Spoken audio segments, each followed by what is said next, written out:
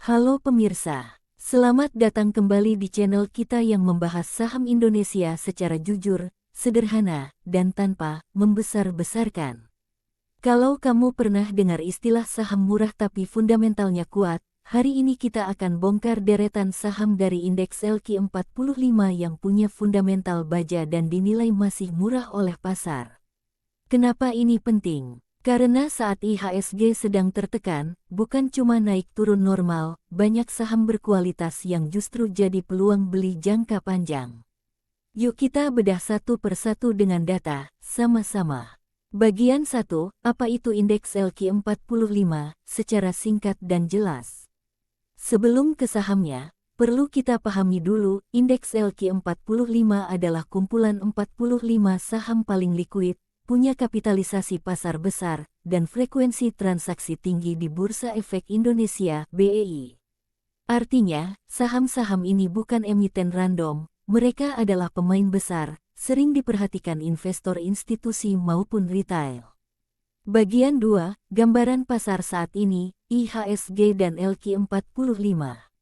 Baru-baru ini IHSG sempat terkoreksi cukup tajam karena tekanan pasar global dan sentimen teknikal lain.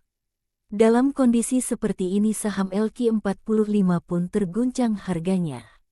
Namun saat banyak yang panik, disitulah peluang terjadi, di saham yang fundamentalnya kuat tapi harga pasar sementara turun atau diskon. Bagian 3, deretan saham LQ45 yang fundamentalnya kuat dan valuasi menarik. Berikut ini beberapa saham dari indeks LQ45 yang sering disebut memiliki fundamental kuat dan valuasi menarik dari berbagai riset analis pasar yang terbaru. 1.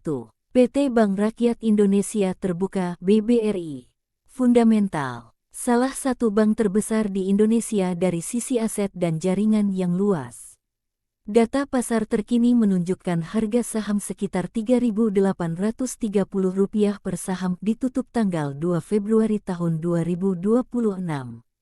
Kapitalisasi pasar besar, profitabilitas biasanya stabil, pendapatan bunga menjadi sumber utama. Valuasi, saat harga terkoreksi tajam, PER (Price Earnings Ratio) dan PBV (Price to Book Value) BBRI menjadi lebih menarik dibanding rata-rata sektor perbankan. Kenapa diincar? Bank besar dengan market share kuat potensi rebound saat sentimen membaik. Informasi kinerja. BRI dikenal memiliki profitabilitas solid dengan net interest margin relatif sehat, penyaluran kredit yang stabil, serta porsi kredit mikro besar yang mendukung pendapatan bunga. Analisis lain menyatakan ROE BRI meningkat signifikan dalam beberapa periode terakhir, mencerminkan efisiensi penggunaan modal sendiri. Catatan risiko. Kinerja bank tetap bergantung pada suku bunga dan kualitas kredit di berbagai kondisi ekonomi. 2. PT Elang Mahkota Teknologi Terbuka (EMTK). Fundamental. Bermain di media, digital services, dan connection ekosistem.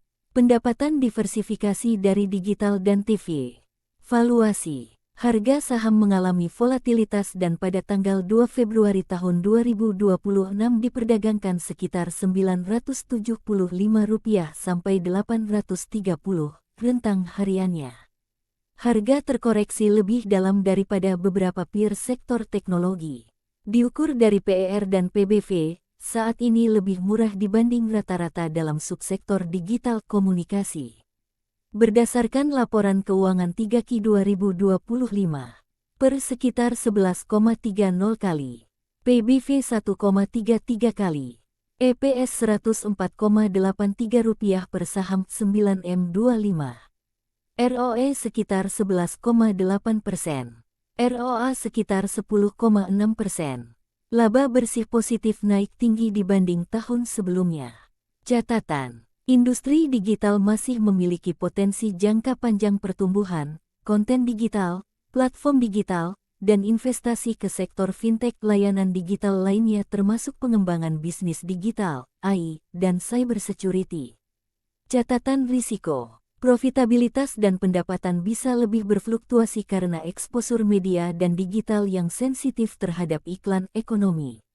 Valuasi bisa dinilai premium oleh beberapa analis jika melihat potensi pertumbuhan aset baru Parsel. 3. PT Bukit Asam Terbuka (PTBA). Fundamental utama. PTBA adalah produsen batu bara besar BUMN yang beroperasi terintegrasi, termasuk penambangan hingga logistik. Posisi keuangan di sektor batu bara masih kuat setelah supercycle komoditas tahun 2022 sampai tahun 2023. Dari analisis pihak ketiga Stockbit, estimasi valuasi implied menunjukkan PTBA bergerak pada rasio PER relatif rendah kira-kira 4,7 kali saat bandingkan dengan kinerja historis bila mempertimbangkan net cash serta proyeksi laba. Dividen dan riwayat. Dividen historis tahun buku 2023 dibagikan cukup tinggi dari laba, meskipun pembagian tersebut bergantung pada kebijakan tahunan perusahaan dan RUPST. Risiko. Penurunan harga batu bara global dan kebijakan DMO (Domestic Market Obligation) dapat menekan margin.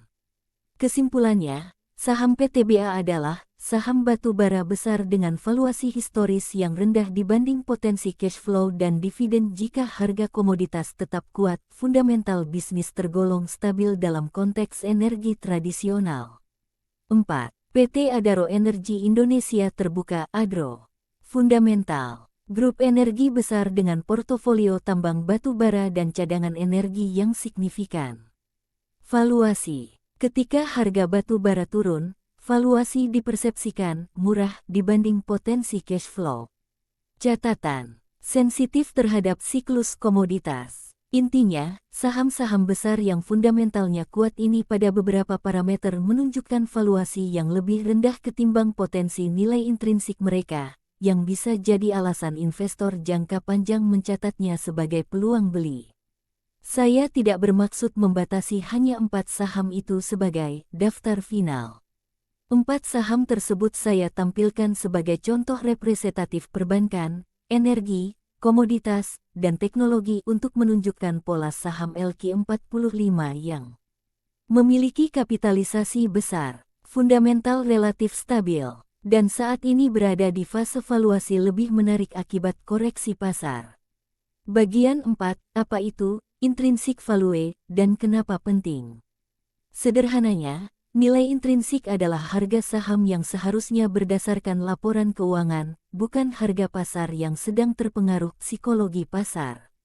Contoh studi, pada kasus saham perbankan, seperti Bank Syariah Indonesia, riset fundamental menggunakan PBV dan fair price menunjukkan saham masih undervalue, nilai wajar lebih tinggi dari harga pasar.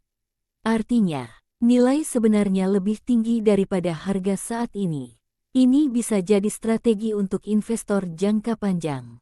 Bagian 5, risiko dan volatilitas pasar. Meski saham LQ45 punya fundamental kuat, mereka tetap bisa bergerak turun dalam jangka pendek karena sentimen global, net sell investor asing, perubahan benchmark indeks internasional seperti MSCI, faktor teknikal pasar. Ingat ya, investor besar juga sering lakukan profit taking saat pasar turun. Bagian 6, strategi investasi yang disarankan. Untuk investor jangka panjang, fokus saham yang fundamentalnya kuat. Perhatikan valuasi per PBV dibanding peer. Samakan horizon investasi kamu. Untuk investor jangka pendek, perlu ekstra hati-hati saat pasar volatil. Gunakan stop loss cut loss sesuai rencana. Kunci sukses investasi saham bukan FOMO, takut ketinggalan, tapi DYOR, do your own research. Bagian 7, penutup. Oke pemirsa, sekian pembahasan kita tentang saham-saham LQ45 yang masih murah dan punya fundamental baja. Kalau kamu ingin lebih dalam lagi, tulis di kolom komentar saham mana yang mau kita bahas fundamentalnya lebih detail.